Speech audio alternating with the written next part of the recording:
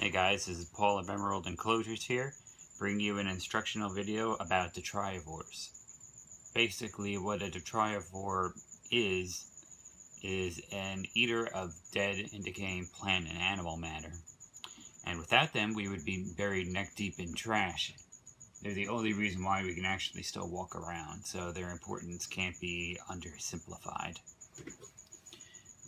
Many of the basic ones are mites, springtails, isopods, millipedes, I guess you can call roaches and harvestmen secondary ones, along with ants.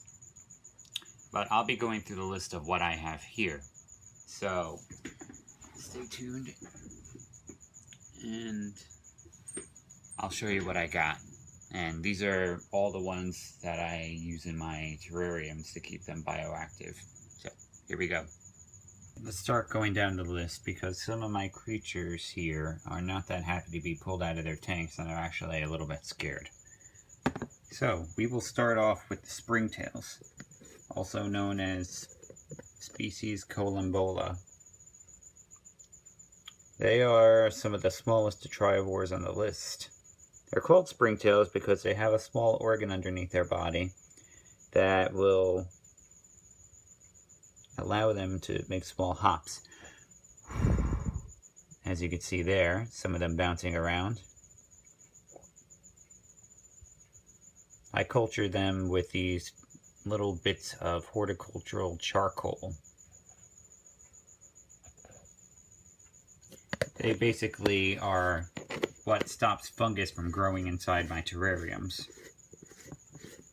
And I just put them inside a small container. Every now and then I just open it up and throw some yeast on top to feed them.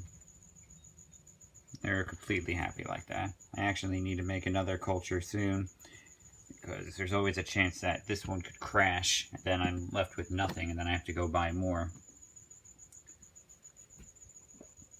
Next group on the list is the isopods. What you can see there are another species of springtail, but there's one of the isopods now, also known as roly-polies.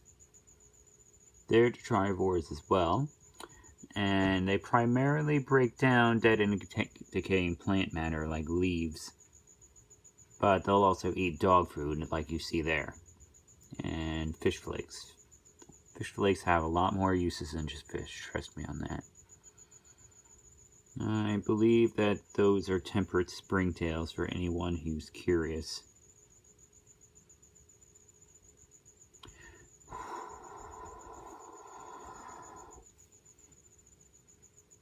Usually these isopods are out and about, but at least there's one there so you can get the idea. If you're wondering about the coloration, the top end, at least from our point of view, is actually getting ready to molt.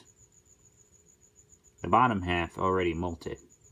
When an isopod molts, it molts in two stages, the front end and then the back end, or vice versa. That way they always have one part of their body to fall back on just in case they start getting attacked by predators. Next is another species of isopod. These are just smaller. Although I don't see many right now. These are known as dwarf isopod. Let me see if I can find some real quick. I don't really like disturbing them, but there's some.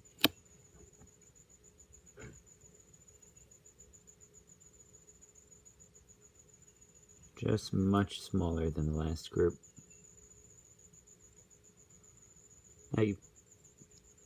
They make good meals for the dart frogs also.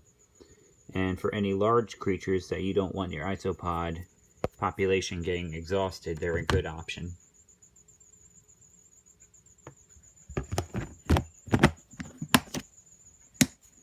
And as for species, this one was Isopoda sp.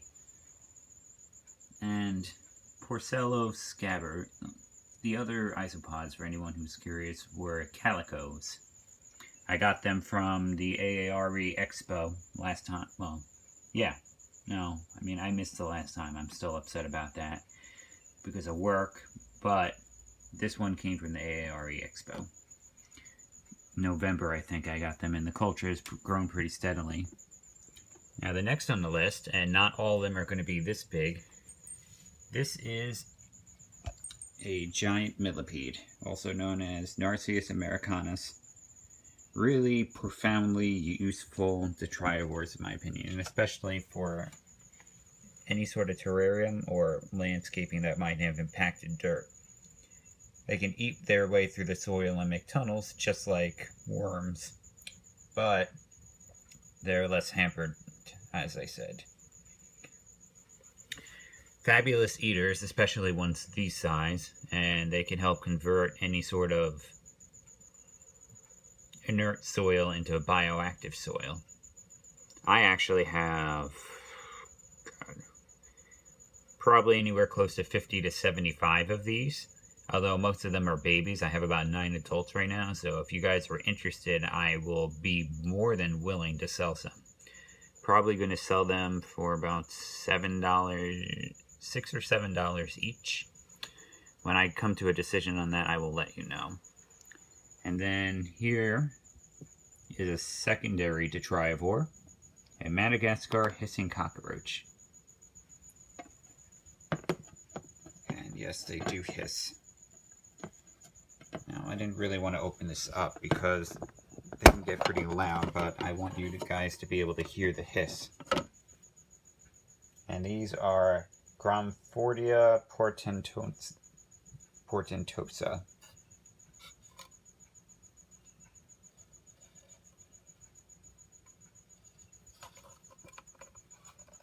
This is a male, by the way. You can tell by the horns that are on its lower back.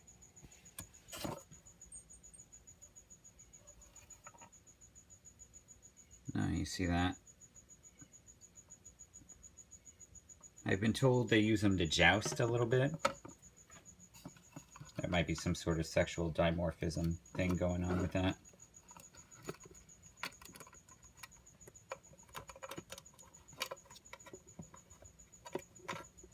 And this thing was hissing constantly when I was taking it out. I don't know why it's so quiet now.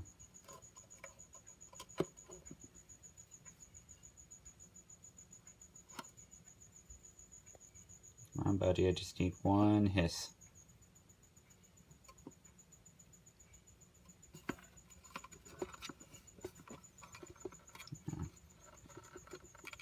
And yeah, there are also a couple of other ways of determining the gender of these guys. One is the coloration. I noticed with males, they usually have an orange color to them, females having a red. And with the antennae, they're also usually furrier for the males.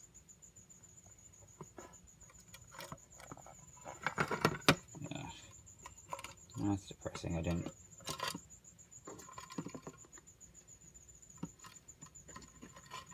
I would have thought this thing would have been hissing up a storm. Oh.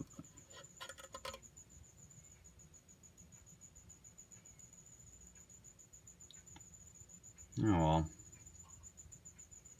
Maybe I'll include a hiss later if I can get any of the other ones too.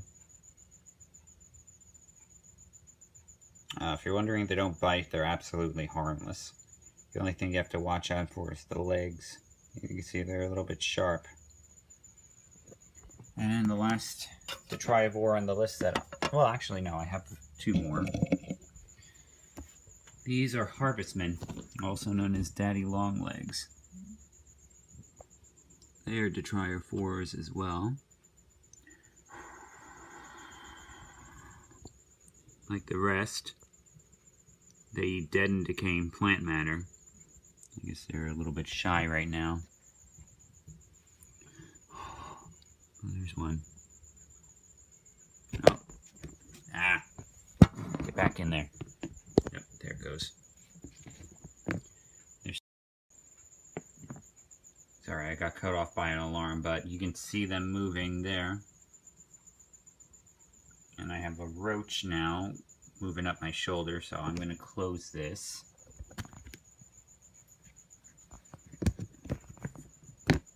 set up. Well, harvestmen are good. Oh.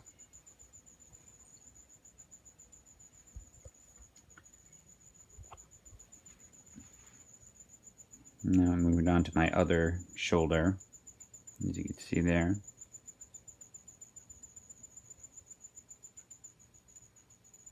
I actually happen to like these little guys. They're pretty harmless.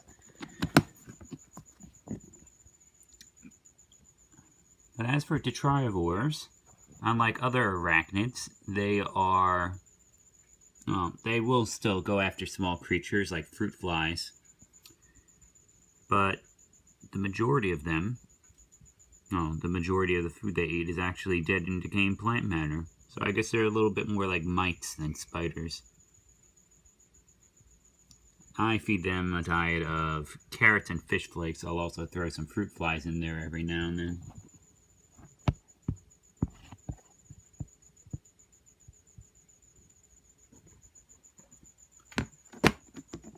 They would be kind of a primary, secondary consumer as far as Detritivores go. And then as for secondaries, there are ants. This test tube is a little bit dirty, but this is a Lasius niger colony. Neo-niger. Ants are good because they actually assist other Detritivores, namely worms, whenever they eat foods of whatever type. Oh, you heard that?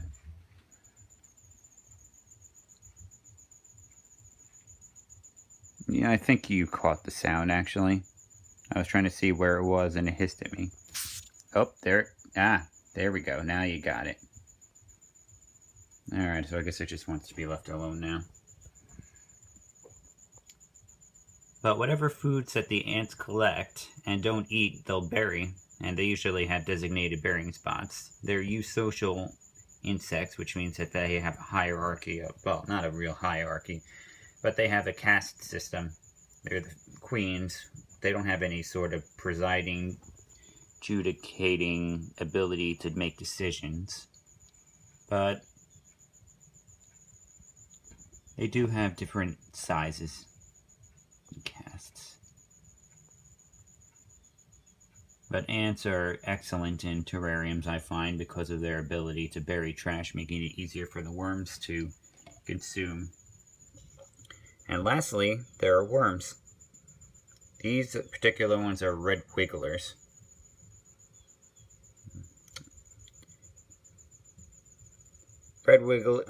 Worms in general, I believe, are the most important part of any terrarium. Most people don't use them. I don't know why, besides the fact that maybe that they'll dirty up the side of the tank every now and then, but if you're watering your tank on a semi-regular basis, it's not a real issue. Worms will eat basically anything that you put in there, be it any sort of dead creatures, leaves, any sort of dead and decaying plant matter. And when it moves through their digestive system, it makes nutrients 4 times more available for plants. The soil also created is antibacterial and antifungal. So they are without a doubt the most important part of any terrarium, in my opinion. They'll even crawl along the surface like any other of the creatures that I've shown here. I'll probably make more in-depth videos about each one of these eventually, but I just wanted to give a general overview of each one of them. Anyway, that's it for this video. My next video is hopefully going to be the duo spider tank. I've been working on it and been waiting for some certain things to come in. I will warn you now that I am having absolutely extreme difficulty locating a diving bell spider, so it might actually be longer for the diving bell spider than it is to actually finish the tank, but I'm doing my best to locate them. Anyway. Oh. Jumpy. He's okay. But anyway, thank you for watching. As I said, this was just supposed to be a short... See, these guys aren't bad. I don't know why everyone's so afraid of roaches. These don't even have wings. But thank you for watching, everyone. This has been Paul of Emerald Enclosures here. And like and subscribe if you enjoyed what you watched. Thanks, and I'll see you next time.